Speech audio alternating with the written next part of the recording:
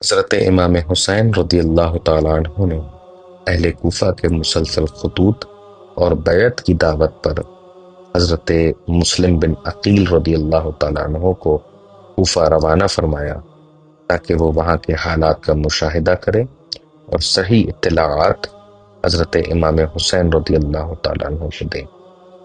پھر حضرت مسلم بن عقیل رضی اللہ تعالیٰ عنہ رمضان کی 60 ہجری میں مکہ سے کوفہ کے لیے روانہ ہوئے۔ کوفہ پہنچنے پر لوگ چوک در چوک ان کے پاس آئے اور بیعت کی۔ روایت ہے کہ لگ بھگ 18,000 افراد نے حضرت مسلم بن عقیل رضی اللہ تعالیٰ عنہ کی بیعت کی۔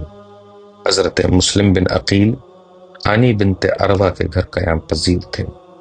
یزید نے جب یہ سنا کہ کوفہ والوں نے حضرت مسلم بن عقیل کی بیعت کر لی ہے تو اس نے عبید اللہ ابن زیاد کو کوفے کا گورنر بنا کر بھیجا، جس نے دھونس، دھمکی، رشوت اور سزاؤں کے ذریعے لوگوں کو مسلم بن عقیل رضی اللہ تعالیٰ عنہ سے برگشتہ کر دیا۔ حضرت ہانی بنت عروہ کو بھی گرفتار کر کے شہید کر دیا گیا۔ مسلم تنہا رہ گئے، یہاں تک کہ نماز مغرب کے بعد جب مسجد سے نکلے تو کوئی ساتھ نہ تھا۔ حضرت مسلم نے چند وفاداروں کے گھروں کا رخ کیا لیکن کسی نے پناہ نہ دی۔ بالآخر طوع نام کی ایک وفادار خاتون نے انہیں اپنے گھر پہ چھپا دیا۔ مخبری ہو گئی اور محمد بن اشعث کی قیادت میں فوجی دستہ آیا۔ حضرت مسلم نے بہادری کے ساتھ مقابلہ کیا، کئی افراد کو قتل کیا، لیکن جب پانی بند ہوا اور تھک گئے تو گرفتار ہو گئے۔ روایت کے مطابق جب حضرت مسلم کو گرفتار کر کے عبید اللہ ابن زیاد کے دربار میں لایا گیا تو آپ نے کہا کہ مجھے اجازت دی جائے کہ میں امام حسین کو خط لکھ کر اطلاع دے دوں کہ کوفے کا حال بہت بدل گیا ہے اور وہ یہاں نہ آئے۔ یہ خط روانہ کیا گیا لیکن افسوس کے دیر سے پہنچا اور حضرت امام حسین رضی اللہ تعالی عنہ کا قافلہ کربلا کی طرف روانہ ہو چکا تھا۔ عبید اللہ ابن زیاد نے قتل کا حکم دیا۔ حضرت مسلم نے کہا کہ مجھے 2 رکعت نماز پڑھنے دو۔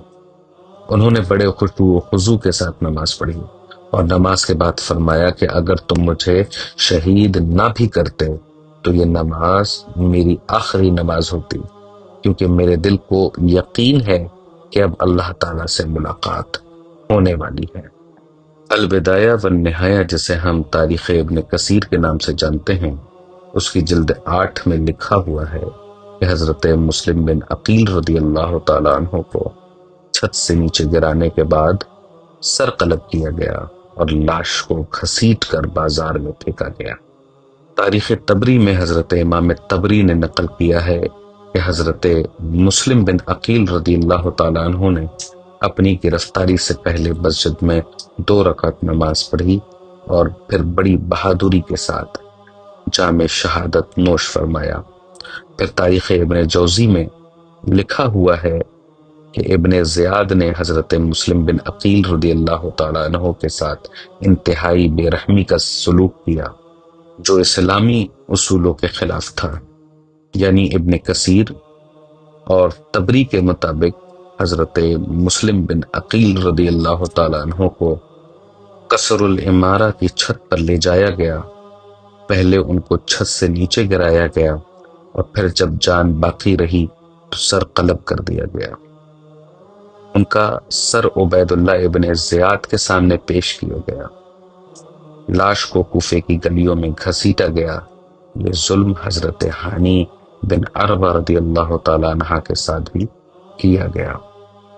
روایت ہے کہ جب عبید اللہ ابن زیاد نے کہا کہ کیا تم نے بغاوت کی تو حضرت مسلم نے یہ ارشاد فرمایا کہ میں نے امام حسین کے حکم سے جو کچھ کیا وہ اللہ اور اس کے رسول صلی اللہ علیہ وآلہ وسلم کی رضا کے لیے کیا۔